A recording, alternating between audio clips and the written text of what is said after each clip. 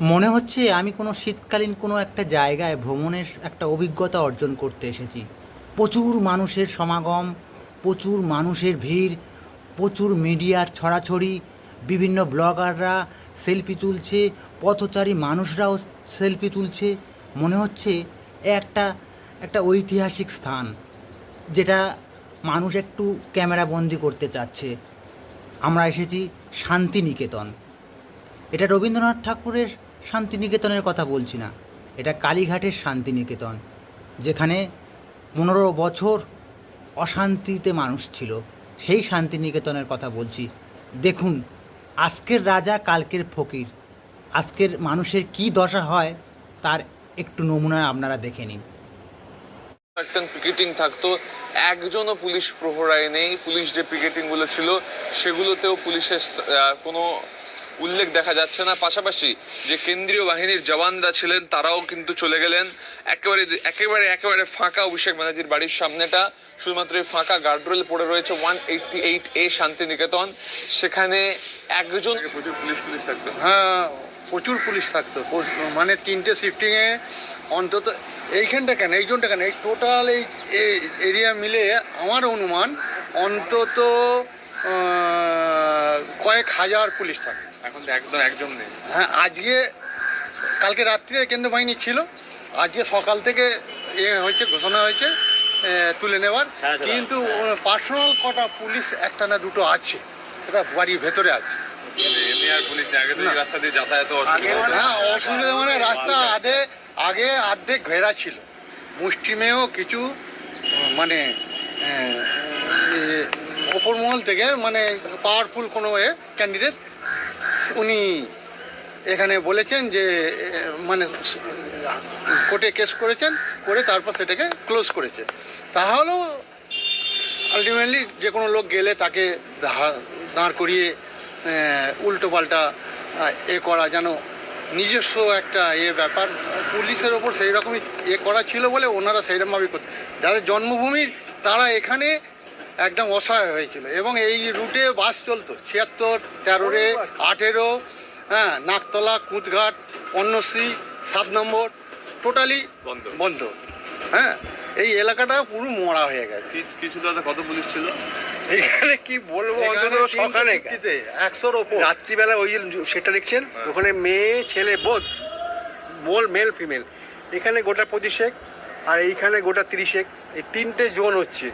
আর এখানে যে গার্ডরেল দেখতে পাচ্ছেন, আমার এখানে জন্ম এই পাশের গলিতে, আমার 80 বছর, আরও 79 বছর বয়স।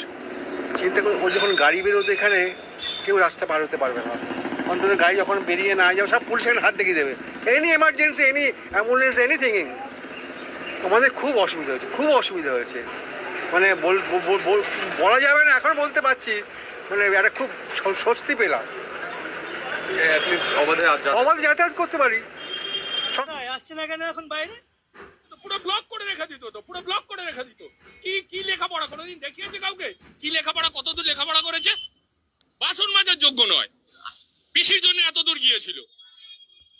একদম পাবলিকের টাকাই তো বিল্ডিং, নালে একটা এমপির কত টাকা আজকে হতে পারে যে এত বড় একটা বিল্ডিং সে তৈরি করে দাঁড় করিয়ে দিয়েছে। মডেল, ডায়মন্ড হারবার মডেল থেকে টাকা এসছে।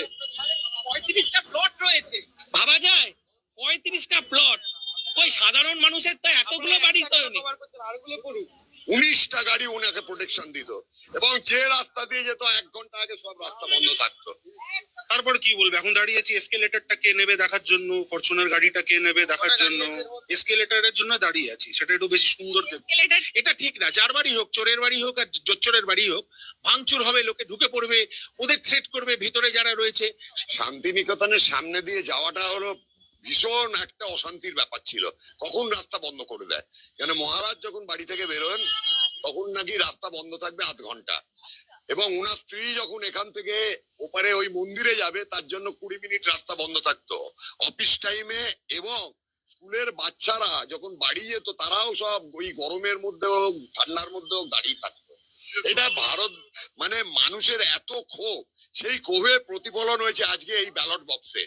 দাবি হচ্ছে এটাকে সাধারণ পাবলিক নিয়ে একটা বৃদ্ধাশ্রম করে দেওয়া হোক। এখন এটা জনসাধারণের কাজে লাগানো হোক, এটা জনসাধারণের কাজে লাগানো।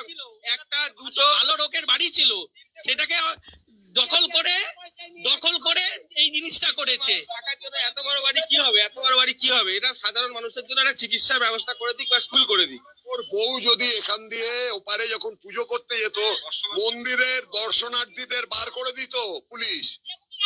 উনি একা পুজো করবেন এবং তার জন্য 20 মিনিট রাস্তা বন্ধ থাকতো। এই রাস্তা শান্তিনিকেতন নয়, অশান্তি নিকেতন। অশান্তি নিকেতন। শান্তিনিকেতন কবে হবে? এখন হবে শান্তিনিকেতন। শান্তিনিকেতন।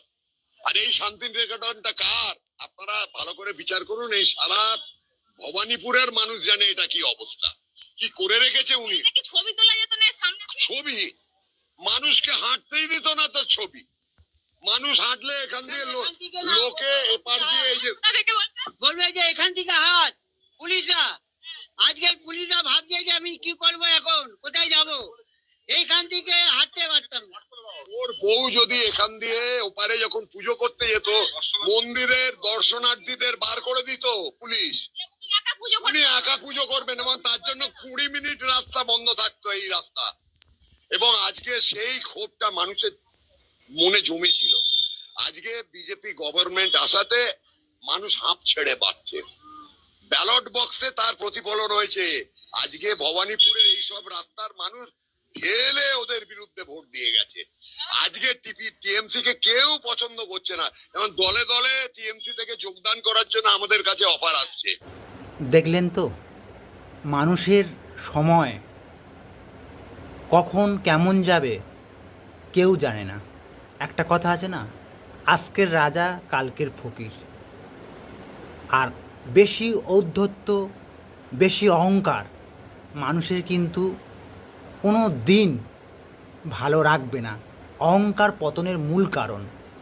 আজকের যে অভিষেক বন্দ্যোপাধ্যায় মানুষের এই 15টা বছর যেভাবে মানুষের উপর নির্মম অত্যাচার করেছিল, যে রাস্তাতে সাধারণ মানুষ যাওয়া বন্ধ হয়ে গেছিল, যে রাস্তাতে বাস চলাচল বন্ধ হয়ে গেছিল, যে বাড়িতে হাজার হাজার টাকা ঝাড়বাতি থেকে শুরু করে এসকালেটর থেকে শুরু করে লিফট থেকে শুরু করে হাজার হাজার পুলিশ নিরাপত্তা থেকে শুরু করে কি না নেই, মানুষ আর এই অত্যাচার সহ্য করতে পারেনি। তাই তারা ব্যালট বক্সে বুঝিয়ে দিয়েছে যে মানুষের আজকের ক্ষমতা থাকতে পারে, দুদিন পরে ক্ষমতা হস্তান্তর হতে পারে।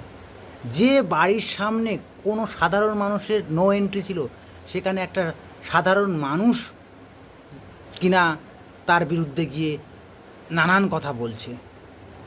তাই এই ভিডিওগুলো আশা করি অভিষেকবাবু দেখছেন। আপনার যদি ন্যূনতম লজ্জাবোধ থাকে, আপনি জনগণের কাছে মাথা নিচু করে ক্ষমা চান যে আমি এই অন্যায় করেছি, আমাকে ক্ষমা করুন। আপনি যে অন্যায়গুলো করেছেন, এই অন্যায় অত্যাচার ভারতের ইতিহাসে নতুনভাবে সংযোজিত হবে।